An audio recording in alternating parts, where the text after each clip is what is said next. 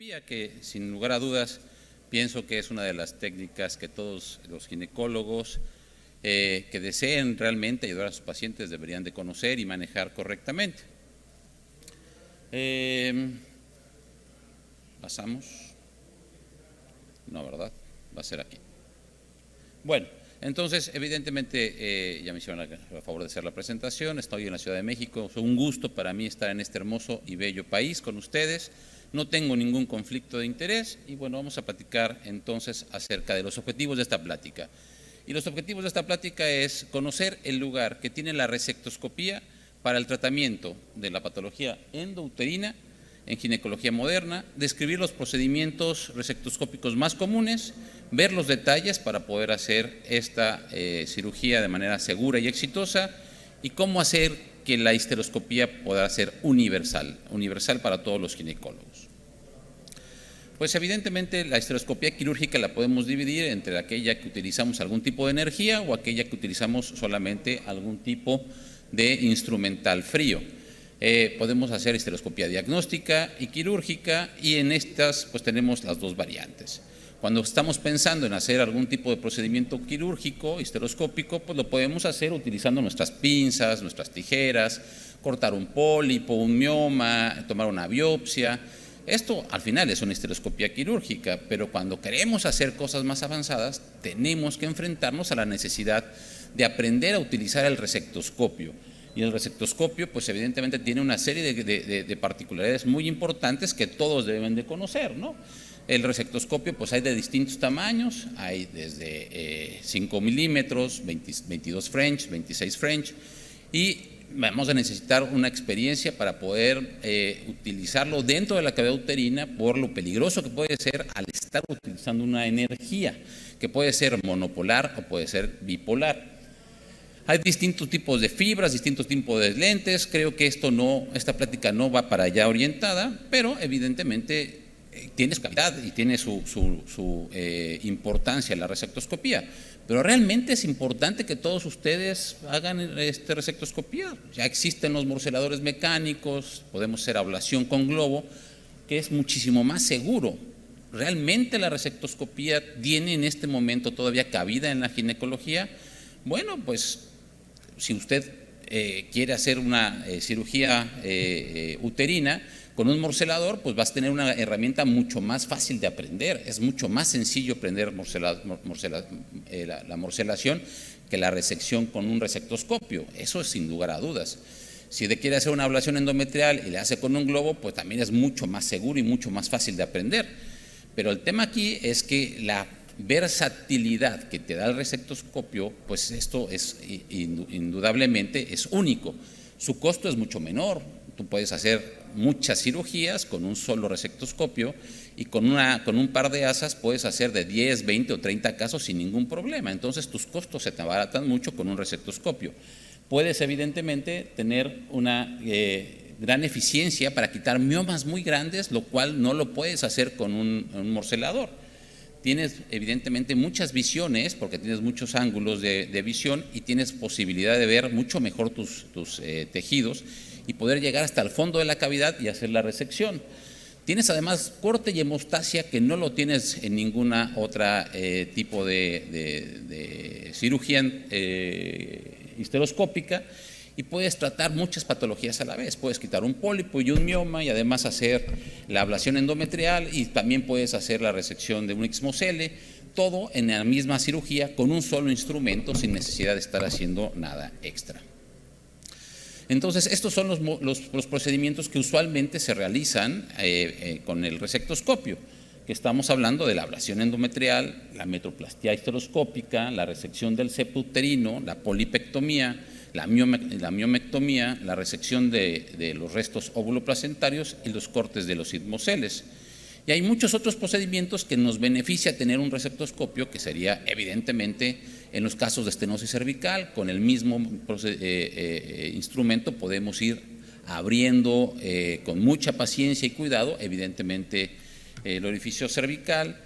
Si tenemos una paciente que falló la ablación endometrial con globo o con rollerball y vuelve nuevamente a tener sangrado, pues puedes hacer una nueva resección Con el resectoscopio puedes hacer un tratamiento de síndrome de Asherman y puedes hacer tratamiento de múltiples patologías. Entonces, ¿qué pasa en la ablación endometrial? En la ablación endometrial, pues esto se realiza cuando hay mujeres que tienen deseos de preservar el útero y deseos de parar con sus sangrados y sus hemorragias. Entras directamente en la cavidad, ya sea con el rollerball o con el asa de corte, y vas a destruir todo el tejido que está dentro de la cavidad, siguiendo un orden. Siempre es un orden que debe ser muy preciso. Tienes que ir en el sentido de las manecillas del reloj. Hay varias técnicas, pero tienes que ir cortando todo el tejido endometrial hasta llegar a la parte del miometrio, muy superficial, para evidentemente no perforar. Pero estamos viendo que esto implica una alta habilidad quirúrgica y que necesitas mucho entrenamiento para ello. También podemos utilizarlo para la metroplastia histeroscópica en estos úteros, que son úteros con algunas malformaciones, que son úteros en forma de T, en forma de Y o en forma de I. Hay anillos de constricción que están evitando que la cavidad sea totalmente triangular, y entonces lo que tenemos que hacer nosotros con nuestro resectoscopio es ampliar las paredes del útero. Y esta ampliación de las paredes la podemos hacer muy fácilmente con esta cuchilla de corte tipo Collins que estamos utilizando en esta resectoscopía. Entonces aquí estamos viendo un útero en forma de Y.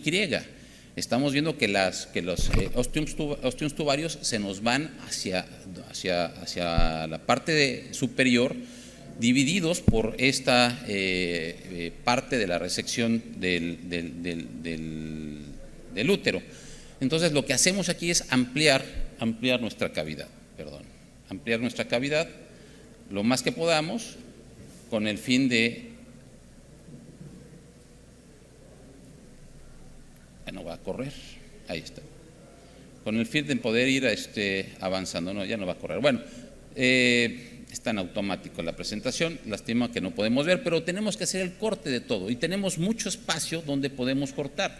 Ustedes pueden ver en esta imagen que tenemos mucho músculo que podemos ir liberando poco a poco con esta asa de corte para poder ampliar y darle la forma correcta a este útero nuevamente triangular. Entonces hay que hacer un corte lateral en la pared lateral, un corte en la otra pared lateral y un corte final en la parte de lo que sería esta especie como de septo que está evitando que podamos tener una conexión de ostium a ostium. Y esos van a ser nuestros límites, pero tenemos una gran pared y a esto es lo que necesitamos tener, son imágenes de ultrasonido en 3D para poder orientarnos y saber exactamente qué tipo de útero es el que estamos hablando, porque es totalmente distinto la ampliación que vamos a hacer si es un útero en I latina.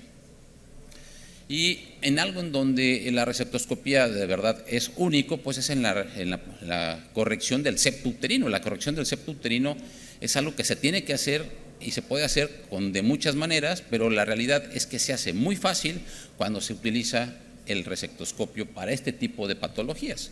Entonces entramos en la cavidad, vemos un lado de la cavidad, vemos el ostium, vemos el septo, lo identificamos perfectamente, vamos al otro lado de la cavidad, vemos nuevamente nuestro ostium, regresamos, metemos ahora sí el asa de corte y ahora lo que hacemos es hacer un corte perfecto sobre todo lo que sería el septo uterino, dejando nuevamente completa y amplia la cavidad para que ahora sí pueda tener y lograr un embarazo, porque estos septos están muy asociados a pérdidas gestacionales recurrentes, tanto abortos como partos pretérmino.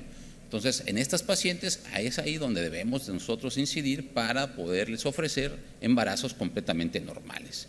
Vean lo fácil que es, y como tenemos la posibilidad de tener corte y hemostasia, si tenemos algún vaso que está sangrando, fácilmente lo podemos coagular, y así es como queda finalmente la cavidad. La polipectomía, pues aquí podemos hacerla también con tijera, la podemos hacer con rayo láser, podemos evidentemente cortar el pólipo, dejarlo allá adentro y luego una vez que este se necrosa, pues evidentemente va a salir, pero la realidad es que la patología uterina con pólipos es amplia y muy grande. Hay muchísimas mujeres que tienen patología uterina que si nosotros no la estamos investigando no la vamos a poder diagnosticar.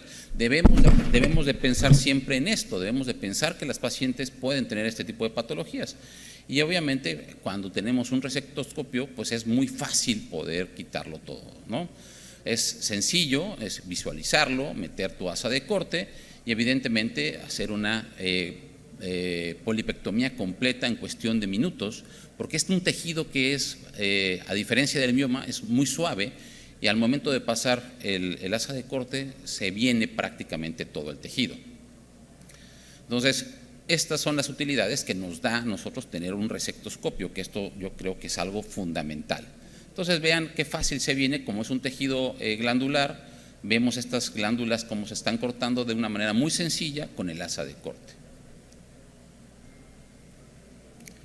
Y la miomectomía, pues yo creo que es la reina del resectoscopio, es uno de los procedimientos que más utilizamos. Cuando nosotros hacemos un ultrasonido transvaginal es fácil sospechar un mioma grande intracavitario. Si hacemos una sonohisterografía, pues se va a ver claramente este mioma. Y cuando hacemos la histeroscopía, pues no hay duda, ahí están y ahí los podemos visualizar. Y ahora, ¿qué hacemos? Pues metemos nuestro resectoscopio y utilizando esta asa también de corte, podemos quitar por completo miomas tipo 0, tipo 1 y tipo 2, que son los más difíciles estos, los tipo 2, y en ocasiones también los tipos 3 se pueden quitar por histeroscopía. Y así, toda esta patología que estamos dejando sin tratamiento porque no nos atrevemos a aprender histeroscopía y no nos atrevemos a hacer resectoscopía, la dejamos sin tratar. Entonces, evidentemente, como dijo el doctor Milciades, es importantísimo el entrenamiento y el entrenamiento debe de ser guiado primero en modelos y en simulación, que vamos a hablar un poco más tarde, y posteriormente hacer sus primeros casos bajo la tutela de su profesor o de su entrenador para que siempre esté con ustedes. Pero hay cosas que todavía se pueden hacer más, ¿no? Que sería evidentemente la resección de estos óvulos placentarios. Hay muchas mujeres que de pronto tienen esta retención de restos óvuloplacentarios, que por muchas razones se hace un legrado y continúan con restos, o se hace otro segundo legrado y continúan con restos, y no podemos deshacernos de ellos. Entonces una forma sencilla es a través de la resectoscopía con una asa fría. Aquí no metemos energía y lo que únicamente vamos a hacer va a ser quitar estos restos en la zona en que los estamos viendo. Ya no tenemos que hacer una legra de toda la cavidad, simplemente vamos por estos restos en esta zona particular que están ahí retenidos y se pueden quitar fácilmente con el resectoscopio.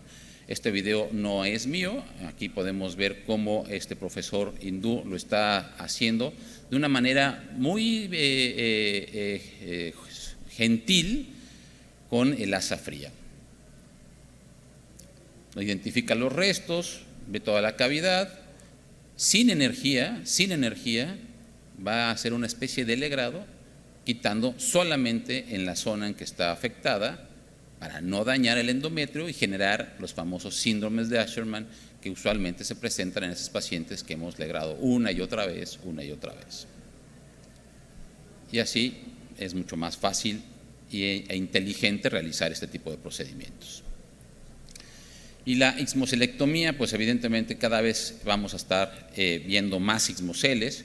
Conforme vamos entrando por nuestro orificio cervical, antes de llegar a la cavidad encontramos esta enorme cripta o grieta o gruta que está en la parte superior del útero, que lo podemos sospechar cuando tenemos cesáreas previas y vemos en los ultrasonidos estas imágenes triangulares a nivel del istmo y del cervix, y que lo podemos ver claramente con el histeroscopio. Y entonces, ¿qué es lo que se hace? En estas pacientes sintomáticas con sangrados por el ixmocele, o bien que no logran embarazarse por tener un ixmocele que le está generando esta secreción que usualmente es tóxica para los embriones, entonces se identifica y se corta la zona tanto anterior como posterior de las paredes del triángulo para dejar fluir toda esta sangre, pero necesitamos tener 4 milímetros de distancia de tejido sano entre el vértice del ixmocele y la pared del útero para saber que tenemos este espacio, es una zona segura para poder hacer la resección del ixmocele.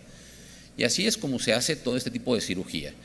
Hay evidentemente distintos grados de habilidad que se necesitan para poder hacer todas estas cirugías y existen niveles de riesgo, y estos niveles de riesgo son muy importantes que ustedes los conozcan. Los niveles de riesgo para hacer resectoscopía básica son estos: Siempre hay que empezar con la resectoscopía básica, que es la ablación endometrial con rollerball, resección de pólipos endometriales menos de 2 centímetros, resección de miomas de menos de 2 centímetros, tratamiento de síndrome de Asherman moderado, tratamiento de retención de productos de la concepción, ablaciones endometriales con ASA, ya sería evidentemente una resectoscopía intermedia, resección de miomas tipo 0 o 1 de 2 a 4 centímetros, pólipos mayores de 2 centímetros, miomas tipo 2, resección de tabiques uterinos pequeños a moderados y metroplastías resectoscópicas. Y la resectoscopía avanzada, pues ya sería evidentemente el tratamiento de síndrome de Asher más moderado a severo, tratamiento de la falla de la ablación endometrial, resección de miomas tipo 3 y 4 y resección de miomas 0, 1 y 2 de más de 4 centímetros. Y aquí todo el mundo aconseja que siempre se haga con una guía ultrasonográfica.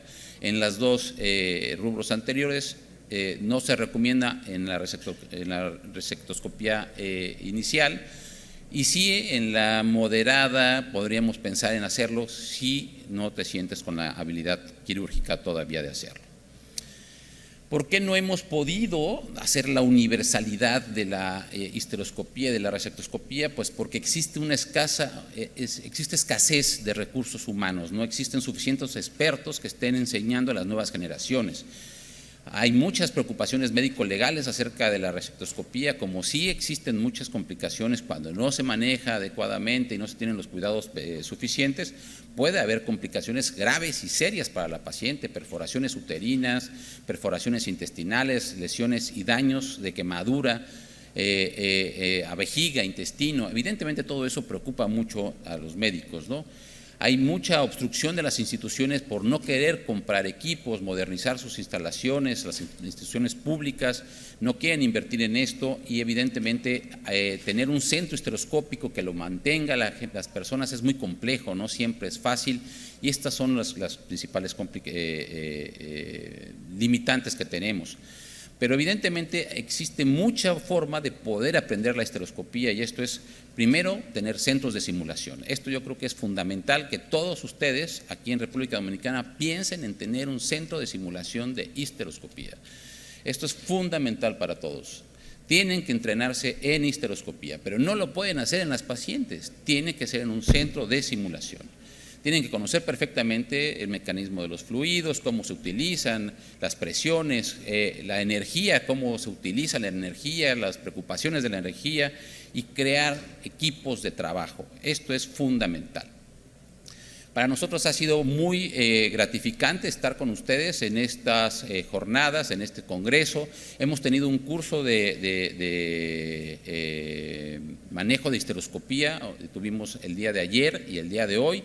Nuevamente vamos a tener y vamos a trabajar con modelos histeroscópicos, y hemos evidentemente utilizado estos modelos de Bozzini, que es extraordinario, para poder hacer la simulación de la resectoscopía, tanto mecánica como con el resector de 5 milímetros, y hemos estado practicando a lo largo de todas estas jornadas el día de ayer durante muchas horas, y ha estado la gente muy contenta viendo cómo hemos podido hacer todas estas cosas. La realidad es que ha sido muy, muy bueno. Pero estos simuladores no son realmente tan costosos y se pueden utilizar cientos de veces para que ustedes aprendan el trabajo de los histeroscopios. Porque nosotros podemos venir aquí 1 o 2 veces al año para poder mostrar nuestras técnicas, pero la realidad es que aquí hay expertos histeroscopistas, hay expertos en resectoscopía que los pueden a ustedes entrenar si tuvieran un centro de simulación. Y no nada más es esto, sino que existen muchas formas de hacer el entrenamiento también a través ya de lo que sería la simulación y la realidad virtual. Y esta realidad virtual pues es algo que ya está con nosotros, que no podemos evitarlo, que está aquí entre nosotros, y podrían también tener estos extraordinarios simuladores de realidad virtual, que son el del lado, para ustedes el del lado derecho, es mixto porque estamos, la que tiene la posibilidad del manejo del histeroscopio, de sentirlo, de abrir el flujo y cerrarlo y ver cómo entra dentro de esta pantalla de simulación virtual, las distintas presiones, utilizar distintos equipos y evidentemente hacer cortes, con el resectoscopio o bien con el morcelador, y con todo esto se puede hacer. Y del otro lado, la realidad virtual pura, en donde ustedes se ponen evidentemente sus guantes, sus lentes, y hacen una simulación absolutamente de todo el caso, desde cómo se monta el resectoscopio, cómo se coloca dentro de la paciente, y esto les da a ustedes la posibilidad de ir aprendiendo para que cuando ya tengan la suficiente expertise en esto, puedan pasar ahora sí a la paciente. Pero es que así se aprende la estereoscopía, ¿no? No piensen que se va a poder aprender de otra forma.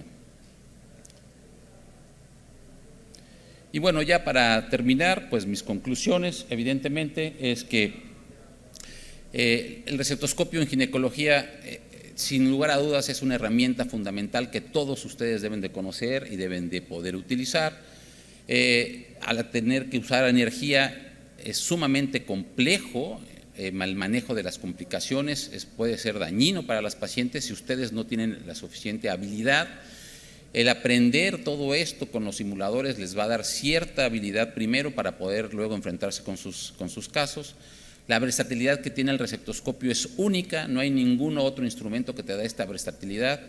Y obviamente el tener simuladores y un lugar de simulación en República Dominicana es necesario para que todos los residentes en República Dominicana puedan aprender estas técnicas. Creo que la Sociedad de Ginecólogos y Obstetras de República Dominicana debería de pensar en tener un centro de simulación tanto en histeroscopía como laparoscopía para poder entrenar a todas estas nuevas generaciones. Pues yo de verdad agradezco a todos por haberme dado la oportunidad de platicar el día con ustedes. Muchísimas gracias.